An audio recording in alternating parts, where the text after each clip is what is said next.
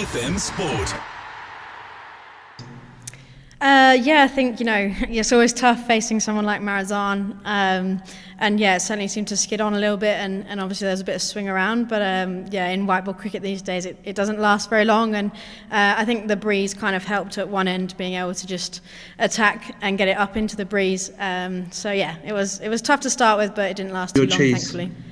I think obviously you saw Heather at the toss mention that we knew there was weather around, so that's why we wanted to chase, and we back ourselves chasing in both 50 over cricket and T20 cricket. So I think always knowing what you've got to get, and we all had a guess in the change room what the target was going to be, and no one thought it was going to be as much as 152. But we were very comfortable knowing that we could get kind of 7 and over for a long period with the batting lineup we had. So once we knew, we were pretty happy, and just got on with it, really.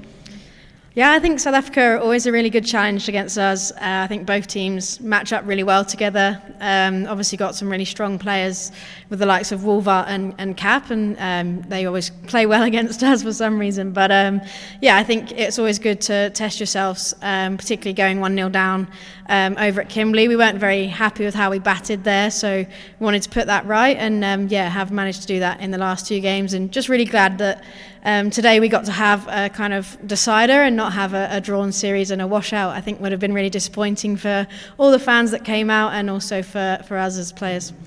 Yeah, absolutely. We definitely did break a sweat in the field today. It was very, very hot. I wasn't thanking the captain for bowling first at that point, but getting out there in the middle under lights was definitely a lot nicer than fielding earlier. I think they always pose a great challenge, South Africa. So we've definitely had to break a sweat, and we've definitely had to work hard and earn this series win.